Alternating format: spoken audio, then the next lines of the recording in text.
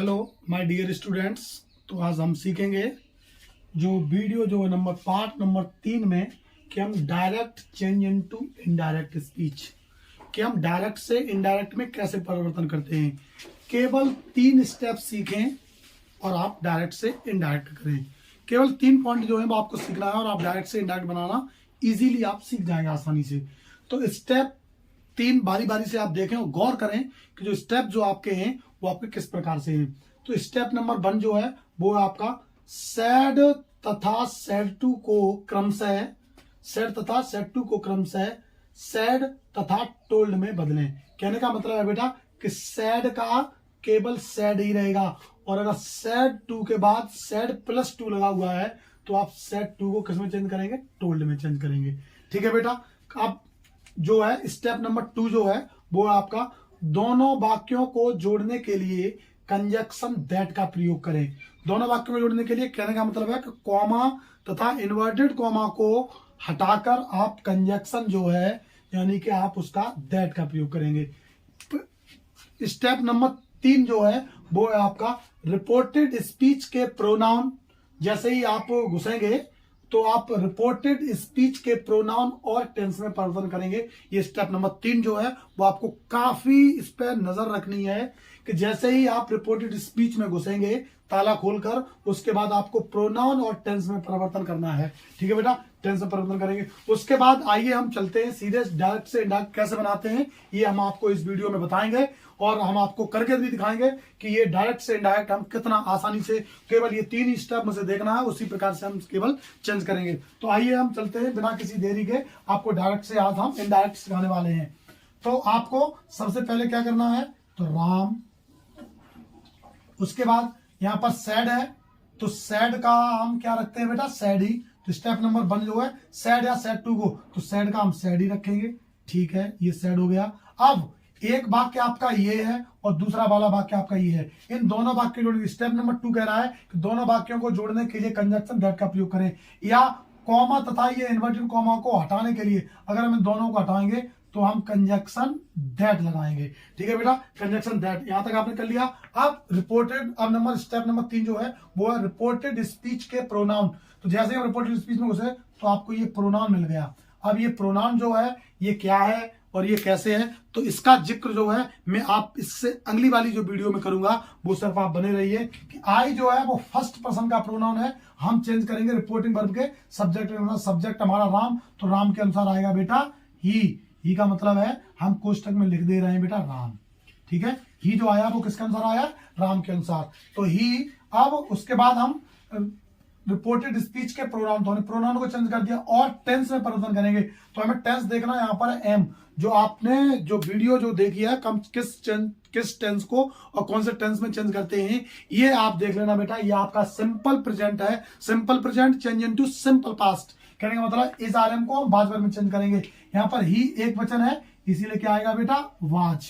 वहां आई के साथ एम, इसीलिए ही के साथ बाज, और आई डबल एम। इस प्रकार से ये आपका पैसिव डायरेक्ट से इनडायरेक्ट आपका बनके बिल्कुल तैयार है। दूसरा देख लीजिए आप, दूसरा देखने से पहले हम थोड़ी जिक्र करेंगे कि हम ये कौन कौन से भाग हैं। देखिए बेटा, आपका यहां से लेके यहां तक ये जो कॉमा तथा इन्वर्टेड कॉमा के ये बाहर वाला हिस्सा है इसे हम कहते हैं रिपोर्टिंग वर्ब। ये मैंने आपको बताया है जब हमने इंट्रो दिया था, उसका डायरेक्ट से इनडायरेक्ट करके डायरेक्ट और इनडायरेक्ट आकर नरेशन होते क्या है उसमें मैंने आपको बताया था। और ये कॉमा तथा इन्वर्टेड कॉमा के ये अंदर वाला भाग जो है इसे हम कहते हैं रिपोर्टेड स्पीच। अब उसके बाद भी हम इसमें कुछ और देखेंगे कि देखिए ये जो है ये आपका सब्जेक्ट है और ये सेड टू है, ये सिर्फ आपका जो सेड जो है सेड ये आपकी वर्ब है और टू मी जो है टू मी ये आपका ऑब्जेक्ट है। तो आपको यहीं पर ज्यादा गौर करनी है कि हम किसे सब्जेक्ट कहते हैं, किसे हम वर्ब कहते हैं और किसे ऑब्जेक्ट कहते हैं। और इस वाले भाग पे आपको ज्यादा वो नहीं देनी है, लेकिन आपको रिपोर्टिंग वर्ब जो है वो आपको काफी जहन में रखनी है और तभी आप डायरेक्ट से इनडायरेक्ट सीख पाएंगे। अब देख लीजिए, तो ये भी आपका यहाँ पर सब्जेक्ट है, ये हेल्पिंग वर्ब है, ये आपकी मेन वर्ब की फर्स्ट फॉर्म में आईएनजी है, प्लस ये आपका ऑब्जेक्ट है। तो हम ये कॉमा था, इन्वर्टेड कॉमा की अंदर वाला भाग है, इसे हम आरएस यानी रिपोर्टेड स्पीच कहते हैं, और इस वाले भाग को हम रिपोर्टिंग वर्ब कहते हैं, जो कॉमा था इन्वर्टेड कॉमा के ये जो बाहर वाला हिस्सा होता है। अब आइए हम बनाते हैं डायरेक्ट से इनडायरेक्ट, हम कैसे बना पाएंगे।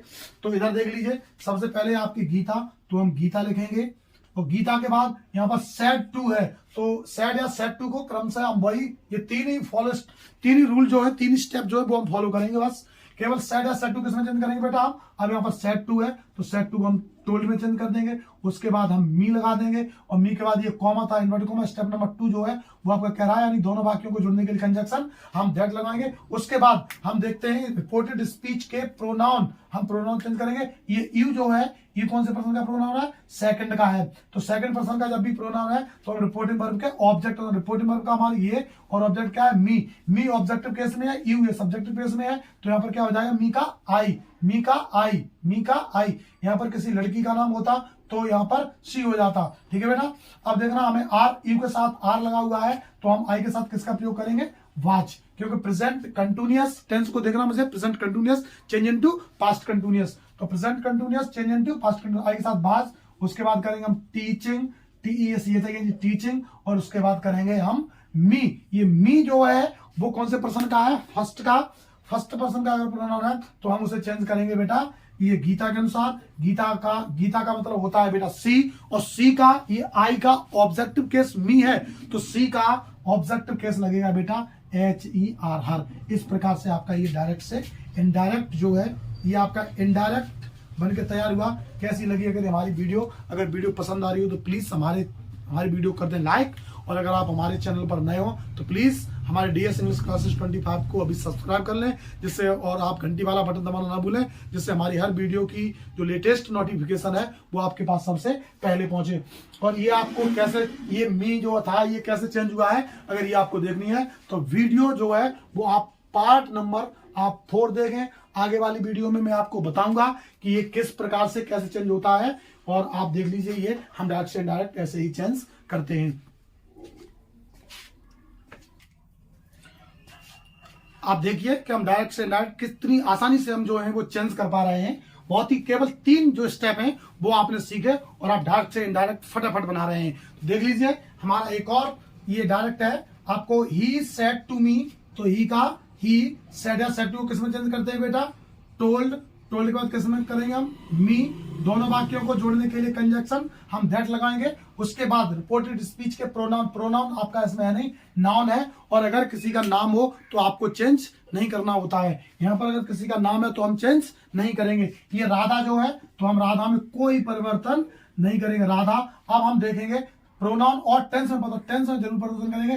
टेंस हमें देखना हमारा किसमें है, तो आपने पिछली वीडियो जो चेंज वाली टेंस वाली पढ़ी है वो आप देखें। राधा ईट्स मीट, राधा जो है वो मीट खाती है, तो खाती है तो ये एस या ईएस है, तो आपकी प्रेजेंट इंडेफिनिट, और वर्ब की फर्स्ट फॉर्म में ऐसे ईएस है तो आप उसे वर्ब की सेकंड फॉर्म में चेंज करेंगे। तो ईट का क्या हो जाएगा एट, और MEAT मीट। इस प्रकार से ये आपका बनके तैयार है। दूसरा देखेंगे हम, Sohan said to Mohan, comma inverted comma, he has complete the work. तो सोहन ने मोहन से कहा, तो देख लीजिए बेटा ये कैसे बनेगा। तो सबसे पहले आएगा आपका सोहन, उसके बाद सेड या सेड टू को टोल्ड, उसके बाद मोहन, मोहन के बाद क्या करेंगे हम, दोनों वाक्यों को जोड़ने के लिए कॉमा था इन्वर्टेड कॉमा जब भी हटाते हैं तो हम एक सही सा व्यक्ति जो है वो आप हम कंजक्शन का प्रयोग करते हैं। वो कंजक्शन आपकी कौन सी है, दैट का प्रयोग करेंगे सिंपल में। अब ये ही, ये जो थर्ड पर्सन है इसे हम चेंज नहीं करेंगे, ही का ही रखेंगे। हैज, अगर हैज हैव प्लस भी थर्ड है तो इसे हम हैड प्लस भी थर्ड में चेंज करते हैं, हैड, और COMPLETE कंप्लीट द वर्क। इस प्रकार से ये आपके जो डायरेक्ट से इनडायरेक्ट जो है वो आपके बनके बिल्कुल तैयार है। आप देख लीजिए। ऐसी ही अगर आप वीडियो देखना चाहते हैं तो प्लीज मुझे आप थोड़ा सा सपोर्ट करें। मैं आपके लिए इतनी मेहनत कर रहा हूं तो आपका इतना काम बनता है कि आप हमारे चैनल को जरूर से जरूर सब्सक्राइब कर लें, और जहां तक हो सके तहां तक आप इधर उधर बताएं कि आप अगर डायरेक्ट से डायरेक्ट सीखना चाहते हैं, इंग्लिश ग्रामर से अगर कोई भी चीज सीखना चाहते हैं तो आप प्लीज DS इंग्लिश क्लासेस 25 को जरूर सब्सक्राइब कर लें, और जिससे आप ऐसे ही बने रहें और आपको मैं ऐसे ही सिखाता रहूंगा।